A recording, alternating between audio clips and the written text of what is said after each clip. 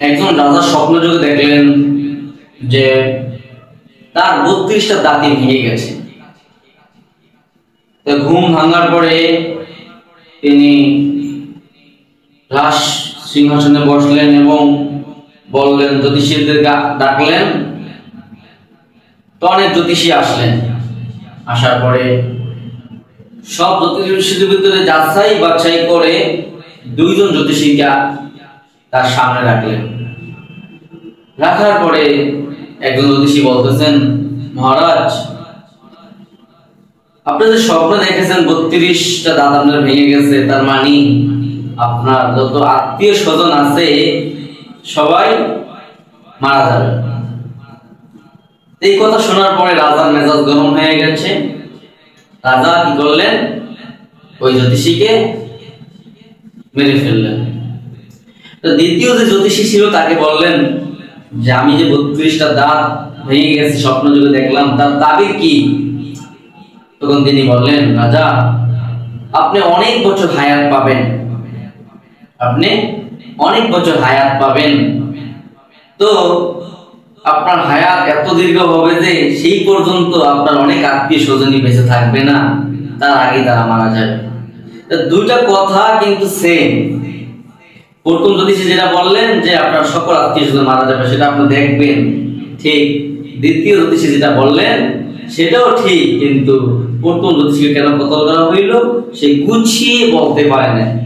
তাই গুছিয়ে কথা বলাটাও একটা সৌন্দর্য, মাধুর্য, মানুষকে অনেক উপরে উঠিয়ে ফেলে। সুন্দর কথা বলা, আচরণ সুন্দর করা। যেমন আমরা একজন মানুষকে বলতে পারেন, এভাবে না বলি, সরাসরি কোনো কথাকে না বলে যে আপনি আমার বাসায় আসবেন, আমরা বলতে পারি এটা সুন্দরভাবে বলতে পারি যে চেষ্টা করবো ইনশাআল্লাহ আসার জন্য, বা ইনশাআল্লাহ আমি চেষ্টা করেছি, আসতে পারি না। মানে এরকম ভাবে সুন্দর আচরণ করা। মানুষের সুন্দর আচরণ ভালোবাসে। আপনি দেখবেন অনেক সময় যে অনেক বড় বড় মানুষের আচরণ অনেক খারাপ থাকার কারণে মানুষ তাদেরকে ঘৃণা করে। আবার অনেক ছোট মানুষ, একজন রিস্কাওয়ালার আচরণ খুব সুন্দর। একজন কোটিপতি বলে, এই রিস্কা যাবি?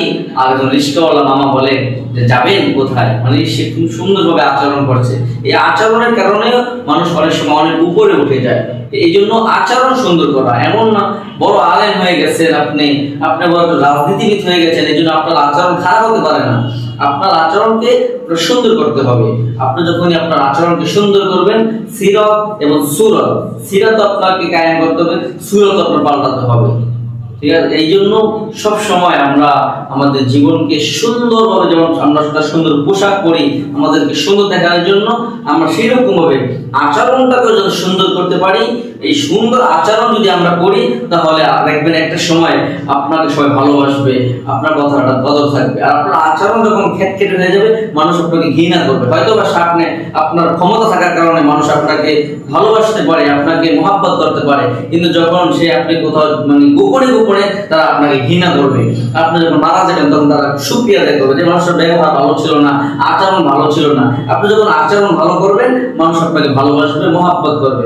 এই জন্য সুন্দর আচরণ করা, সুন্দর আচরণ করা, একটু সুন্দর ভালো ব্যবহার করা, একটা মানুষকে সরাসরি কোনো দুঃখ কষ্ট না দিয়ে হয়তো একটু বুঝিয়ে শুনে বলা। হয়তো আমাদের মানুষ বলতে আমরা ভুল করে থাকি ঠিকই, কিন্তু মানুষকে বুঝিলে মানুষ বোঝে।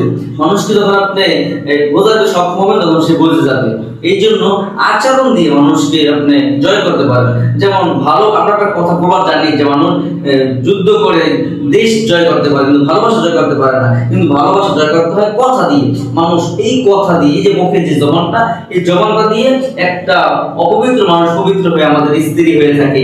আবার এই মুখ থেকে 3টে শব্দ বের হলে এই আমাদের পবিত্র স্ত্রী আমাদের জন্য অবৈধ হয়ে যায়। এই জন্য মুখ থেকে যেন এমন কথা না বলা যেই কথা দ্বারা মানুষ কষ্ট পাবে। রাসূল সাল্লাল্লাহু আলাইহি ওয়াসাল্লাম বলেছেন, আল মুসলিমু মান সালিমাল মুসলিমুনা মিন লিসানি ওয়া ইয়াদি। খাঁটি মুসলমান ওই ব্যক্তি, খাঁটি মুসলমান ওই ব্যক্তি যার হাত ও মুখ হইতে অপর মুসলমান কোনো কষ্ট পায় না, দুঃখ পায় না। যারা সুন্দর আচরণ করে, এই সুন্দর আচরণ তুমি যদি রাস্তা দিয়ে হাইটা যাইতেছো, তোমার দ্বারা কেউ কষ্ট না পায়, তোমার দ্বারা কেউ আঘাত না পায়, এমন ভাবে তুমি চলাচল করো, তখন তুমি খাঁটি মুসলমান হয়ে গেছো। তোমাকে দেখলে কেউ কষ্ট পায় না, তোমাকে দেখলে কেউ ভয় পায় না, তোমাকে দেখলে মানুষ হাসি মুখে তোমার সাথে কথা বলতে আসতেছে, তখন তুমি নিজে একজন ভালো মানুষ রূপে গ্রহণ হবে, তুমি ভালো মানুষ হইবা। এই জন্য আল মুসলিমান সালিমাল মুসলিমুনা বিলিসানি ওয়া ইয়াদি, খাঁটি মুসলমান ওই ব্যক্তি যার হাত ও মুসলমান হইতে অপর মুসলমান সে নিজেকে নিরাপদ মনে করতে পারে। আমার এই মুসলমান ভাই থেকে আমার জীবনের নিরাপদ, এই মুসলমান ভাই থেকে আমার সম্পদের নিরাপদ, এই মুসলমান ভাই থেকে আমার সতীত্ব নিরাপদ। এই যখন নিরাপদ হয়ে যাবে তখন তুমি খাঁটি মুসলমান হয়ে যেতে পারবা। আর এই ছাড়া খাঁটি মুসলমান হইতে পারবা না।